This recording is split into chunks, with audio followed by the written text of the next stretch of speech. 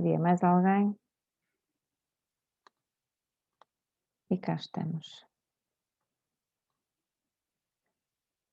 Já está a gravar. Boa noite a todas. Hoje sei que estão todas. Hoje nós vamos fazer o nosso terceiro treino do programa das relações saudáveis. E, embora este tema faça parte, quem me faz sentir eu ou eu o outro, faça parte de outro programa, ele é dado de forma bem diferente neste treino. Ele faz parte temos um tema igual nas relações saudáveis, mas é dado de uma forma diametralmente diferente.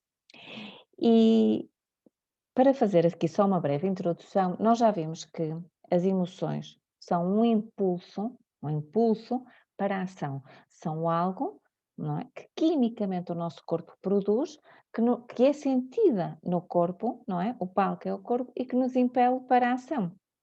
E daí a necessidade imperativa de nós termos cada vez mais consciência corporal para sabermos identificar não só as emoções, mas também aqueles estados emocionais que nos assolam e nós às vezes não sabemos porquê. Então nós vemos que há uma tríade: emoção, interpretação, ação. E esta tríade hoje é a base do nosso treino. Ah, Antes, eu queria salvaguardar e aqui dizer algo. Nós já vimos, ou pelo menos a maioria das pessoas que já me ouviu falar da diferenciação que há entre emoções primárias e secundárias. Nós sabemos que as primárias são espontâneas, imediatas e não temos controle, e o que as caracteriza é o facto de elas não carecerem de aprendizagem. E pelo contrário, não é? Temos as emoções secundárias, que essas sim são aprendidas. E são aprendidas e influenciadas pela cultura, pela família, pela educação, por tudo isto. Portanto, as primárias sentimos de forma universal, igual, quase a todos os outros mamíferos, inclusive, mas em todas as culturas elas se exprimem e expressam da mesma forma, até com a mesma fisionomia, não é? Com as mesmas expressões faciais, mas as secundárias não. E eu digo isto porquê? Porque nas relações, as emoções secundárias estão muito mais presentes. Emoções como a nostalgia, como o ciúme, como a desconfiança, como a compaixão, como a empatia. E também podemos falar do amor. Mas o amor aqui já não é uma emoção, o amor é um sentimento. E a diferença entre uma emoção secundária e um sentimento é sobretudo o tempo. Sobretudo o tempo, quer o tempo que demoramos para sentir amor, quer o tempo que demoramos a processar e a perdurar aquela sensação, emoção ou sentimento. Um sentimento perdura no tempo durante muito, muito, muito mais tempo, não é? Passando aqui o pleonasmo. E emoção, não. Nós sentimos empatia agora, porque há uma circunstância que está a desplotar esta empatia, mas depois deixamos de sentir empatia. Não porque não a tenhamos, simplesmente porque não há um agente externo, certo? Não há um estímulo. E a grande diferença é esta: é que a emoção é estimulada a ser sentida. Há uma coisa que nos faz sentir aquela emoção. O sentimento não. O sentimento perdura, está lá dentro de nós. Por isso é que eu digo também que a primeira forma de amor é amor próprio. E ninguém ama se não se amar. E também ninguém dá aquilo que não tem, não é?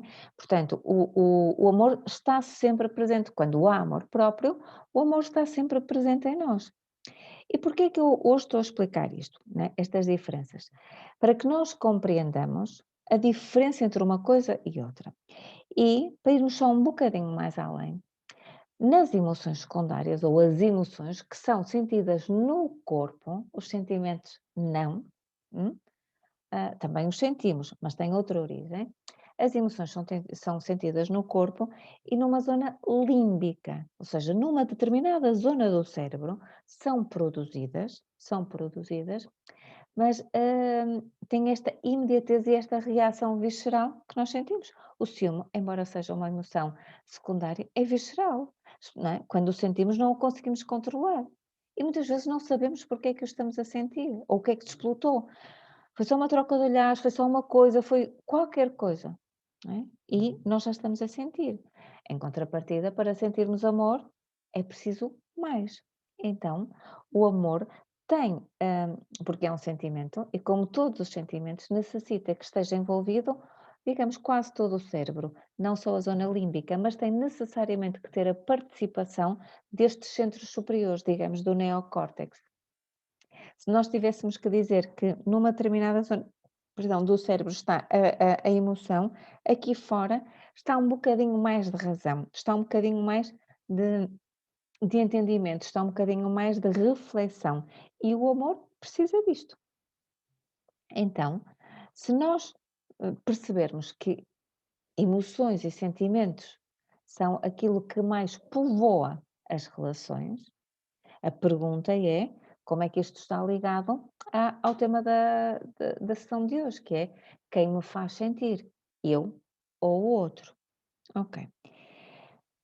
Em primeiro lugar, é importante dizer que estes dois, quer emoções, quer sentimentos, são aprendidos, certo? As emoções primárias não são espontâneas, imediatas e inatas, não são aprendidas, mas estes dois são. Eu digo muitas vezes que o amor é um sentimento, mas amar é uma competência. E como qualquer outra competência, nós estamos habituadas a ver esta questão do amar muito mais patente naquilo que na gestão se chama soft skills, mas eu digo que esta é provavelmente a hard skill. Se houver uma hard skill, é esta, é perceber como é que se ama.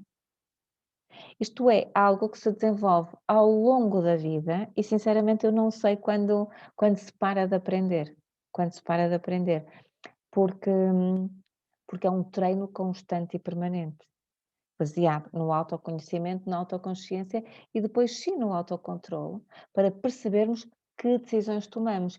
E eu acredito convictamente que o amor é feito de decisões.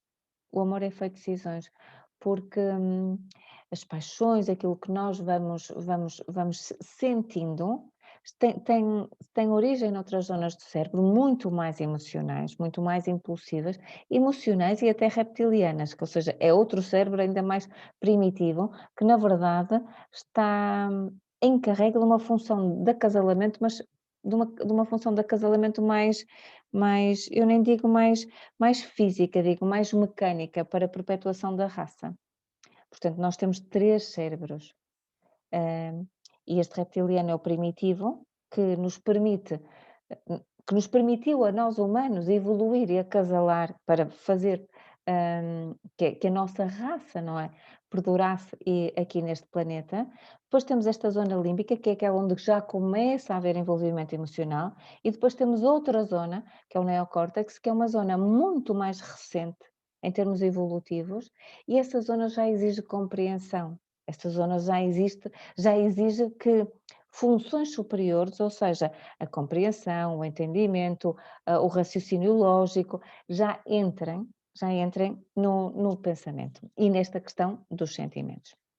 Então, para nós entendermos isto que eu acabei de dizer, estas aprendizagens que nós fazemos, aprendemos a sentir, quer emoções, quer os sentimentos, quando eu fazia a pergunta: "Quem nos faz sentir, nós ou o outro?", eu respondo-vos já, ainda sem os exemplos, que nunca outra pessoa nos pôde fazer sentir algo, porque o corpo é nosso e as emoções são geradas e os sentimentos no nosso cérebro.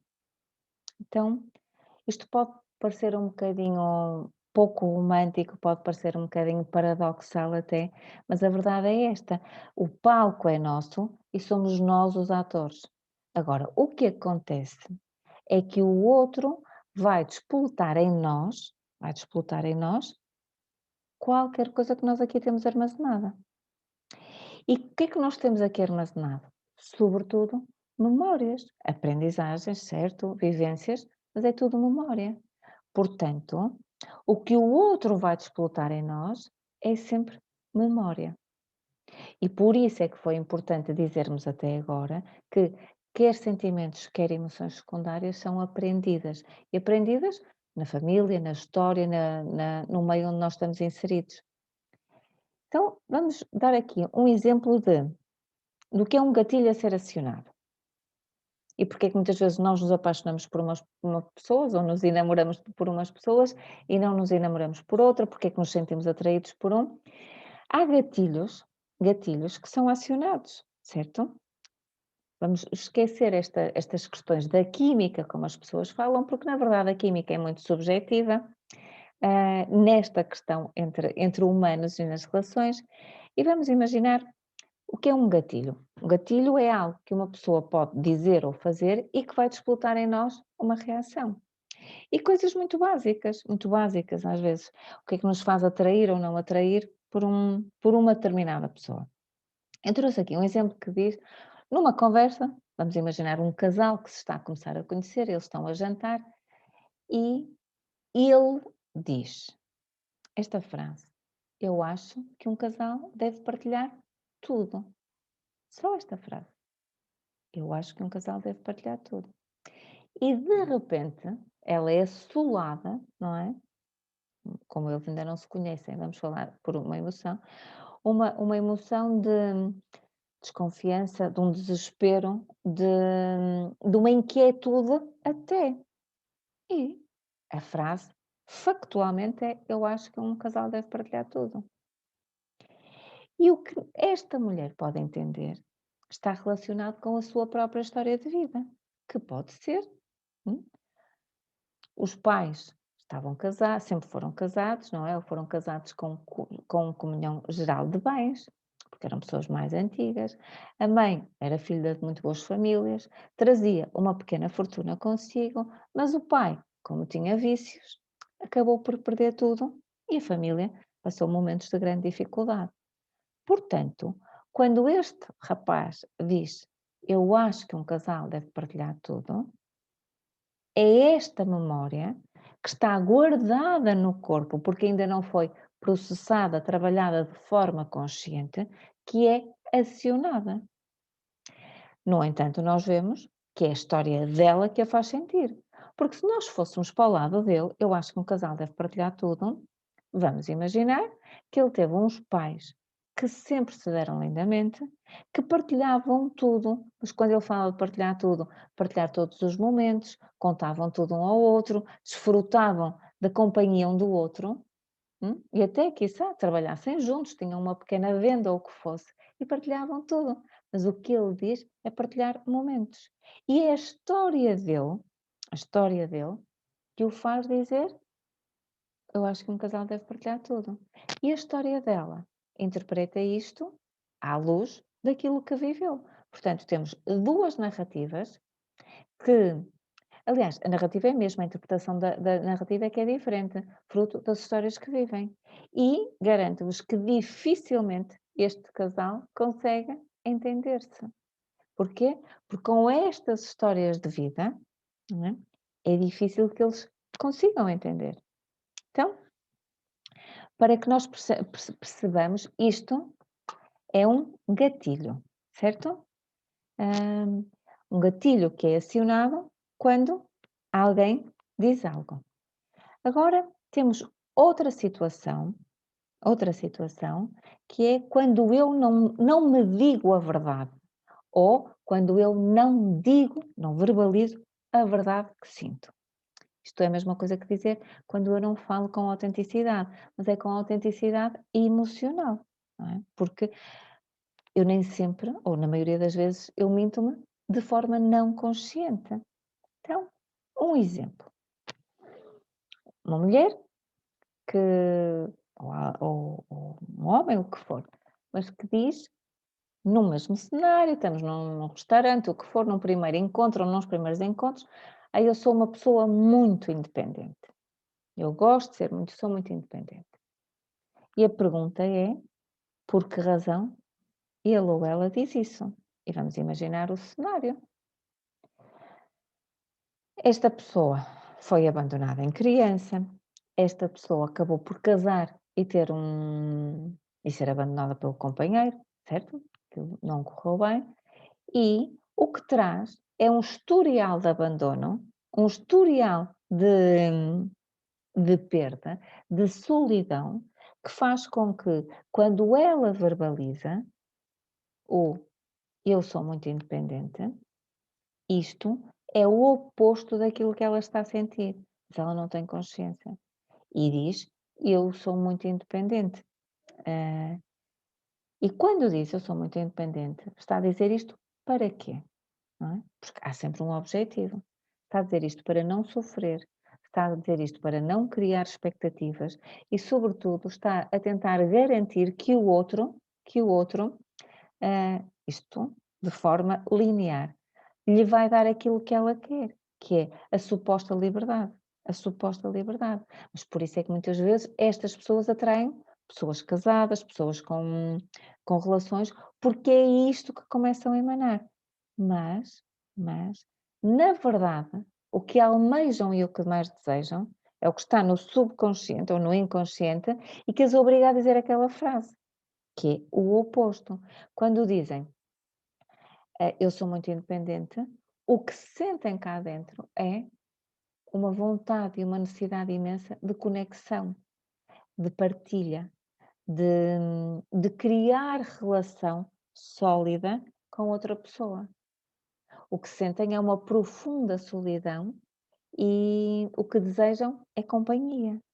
Só que o ego, como tem como objetivo defender-nos de tudo aquilo que nós, ou que ele considera que pode ser uma ameaça para nós, neste caso, uma relação e uma ligação afetiva saudável é uma ameaça para o ego. Porquê? Porque nós sabemos que qualquer relação nos torna vulneráveis. E um ego como este, que já sofreu perdas e que já sofreu abandonos, a última coisa que quer é ficar vulnerável. Portanto, tudo fará para montar um cenário e para montar uma persona que acredita ser determinada coisa, nomeadamente independente e precisar de muita autonomia, quando o que mais quer, na verdade, talvez seja pertencer, não vou dizer a alguém, mas vou dizer com alguém. Ou seja, fazer parte de um núcleo familiar, emocional, afetivo. E é isso. Portanto, este é o reforço de ninguém nos faz sentir nada. Somos nós que interpretamos as situações, como vimos no primeiro exemplo, somos nós que interpretamos as situações à luz daquilo que guardamos cá dentro. Ou então, somos nós que criamos, não é, as emoções como mecanismo de defesa. Mecanismo de defesa. E nas relações, isto é o que mais se vê. Ou interpretamos aquilo que o outro diz ou aquilo que nos acontece, ou acabamos por criar cá dentro. Neste primeiro caso, nós vemos que há grandes processos de descomunicação e conflito que são originados por más interpretações, não é? Ou por interpretações erróneas e enviesadas daquilo que o outro disse. Porquê? Porque não só interpretando, nós mais à frente vamos falar sobre isso, quando falarmos da questão da comunicação, mas não só interpretamos, como julgamos, criticamos. E a partir daí é que se começa a gerar o conflito. Reparem o que é no primeiro caso, ela julgar a frase, eu acho que um casal deve partilhar tudo, com uma crítica e como partindo logo para o ataque. Portanto, deixa-me só, eu se calhar, vamos aqui, sim. E partindo logo para o ataque. Portanto, e no segundo caso, nós vemos que os nossos processos mentais de estarmos sempre, sempre, sempre a tentar defendermos-nos daquilo que para o nosso ego constitui uma ameaça, mas que na verdade será o nosso maior sonho, o nosso maior desejo e aquilo realmente que nos faz falta. Portanto, nós vemos que estes dois processos, com estes dois exemplos, nós vemos que somos nós que estamos sempre a criar a nossa realidade emocional. E o que é que isto nos dá? Dá-nos, a primeira coisa é a responsabilidade. A responsabilidade por sentirmos. Se me perguntam, é fácil termos sempre consciência daquilo que estamos a gerar em nós? Eu vou-vos dizer que é um processo extremamente desafiador, mas é para aqui que nós temos que caminhar. É para aqui que nós temos que caminhar. Porque aqui temos autonomia para, para nos gerirmos e para podermos fazer escolhas, como é óbvio, para poder, porque em última instância a escolha é sempre nossa. Não há nada fora das nossas vidas que nos esteja, ou que nos, perdão, que nos condiciona e com o qual nós não possamos trabalhar, gerir ou tomar decisões. Não é? Tão claro quanto isto. As nossas relações são escolhidas por nós. Não há aqui nenhuma eh, imposição da vida que nos diz é esta pessoa. Continuam sempre a ser decisões nossas. Agora, para percebermos, na verdade, o que é que nos move, o que é que nos move, o que é que estamos a sentir, para chegarmos àquele estado de consciência, há uma coisa que é imperativa, é termos a noção, consciência daquilo que é a nossa interpretação.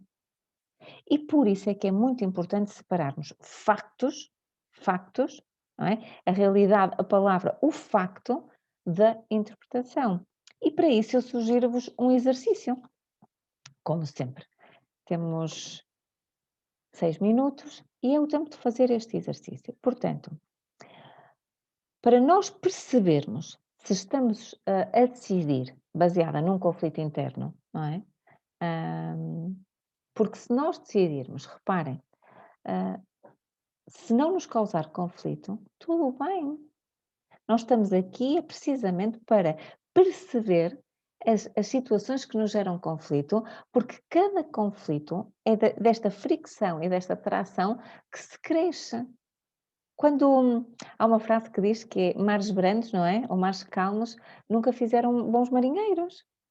E isto é verdade, nós de vez em quando precisamos de ter aqui as emoções um bocadinho mais tumultuosas para podermos transcender-nos, aprender algo, transcender-nos e ter mais consciência relativamente aos processos. Porque o que nós queremos é ter o maior número de relações saudáveis e o mais saudáveis que conseguirmos. E preferencialmente com um parceiro, uma parceira, porque na verdade o ser humano precisa não, não da cara a metade, não do texto para a panela, não. Eu já citei várias vezes a frase da Clarice Lispector que diz: "Não procures alguém que te complete, completa-te e aí encontrarás alguém que te transborda". Porque é isso que supostamente o outro tem que fazer, permitir-nos ser mais de nós, porque senão também não há beleza na relação, o outro tem que nos permitir transcender-nos. Então o exercício que eu vos proponho é o seguinte: pensem em algo que ouviram recentemente, na vossa relação conjugal, na vossa relação com alguém, pronto, uma relação saudável, mas pensem numa relação que tenham com alguém, e que seja uma relação saudável, mas que essa pessoa tenha dito algo que vos tenha causado, como sempre, um desconforto ali, um stress emocional, uma emoção mais intensa. Mas uma coisa simples, vamos a uma frase muito simples hoje. Qualquer coisa que essa pessoa tenha dito. E depois vamos pegar nesta frase, tal como aqueles exemplos, certo? Uma frase só, numa relação que vocês têm. E aquela frase, nós vamos voltar àquele momento e vamos ouvir aquela frase ecoar no nosso corpo. E é isto. A frase é ecoar em nós. E desta vez vamos dar atenção àquilo que pensamos.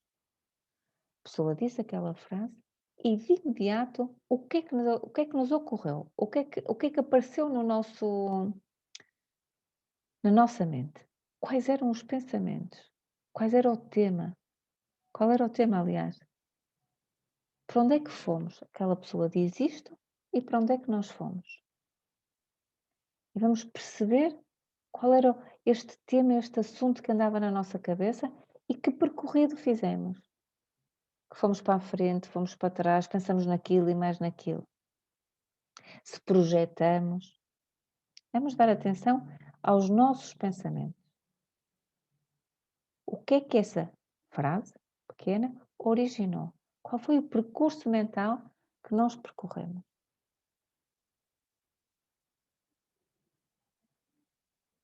E depois de percebermos este percurso, este passeio, por onde andamos, vamos perguntar-nos o seguinte: se nós a seguir agimos com base naquilo que a pessoa disse ou com base na interpretação que nós fizemos daquilo que ela disse.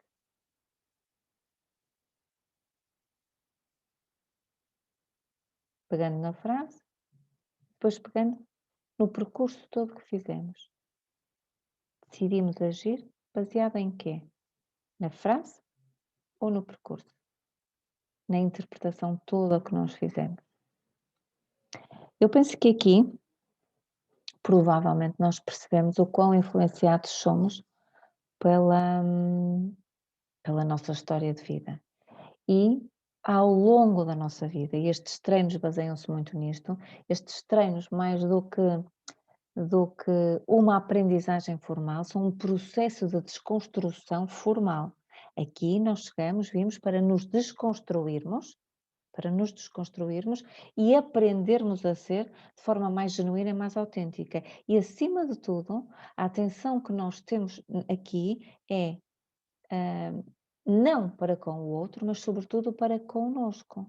Sobretudo para connosco, porque somos nós os agentes de mudança em nós, mas somos nós também que estabelecemos relações. E primeiro, não é? A primeira relação a trabalhar e a ser saudável é a relação que nós temos para connosco. E muitas vezes nós somos o nosso carrasco, nós somos o nosso. Somos quem se boicota, não é? E, portanto, nós temos que ter esta atenção para connosco. E agora, só mesmo para terminar, provavelmente eu ainda vou referir isso outra vez, mas quero mesmo terminar com isto. Há sempre 4 realidades. Há aquilo que eu digo, aquilo que eu penso que digo, aquilo que o outro entende e aquilo que eu penso que o outro entende. Portanto, vocês veem que num processo. E depois esta realidade reproduz-se do outro lado, certo? Aquilo que eu digo, o que eu penso que digo, o que o outro entende e o que eu penso que o outro entende. Portanto, veem quão atentos temos que estar para poder manter uma relação saudável com outra pessoa, sem julgamentos, sem críticas e sem juízos de valor. Portanto, o outro nada nos faz sentir. Nós é que decidimos sentir isto ou não. Este foi o nosso terceiro treino deste programa de Relações Saudáveis. Eu espero que tenham gostado e nós marcamos encontro para a próxima quarta à mesma hora. Fiquem bem, um abraço e até quarta.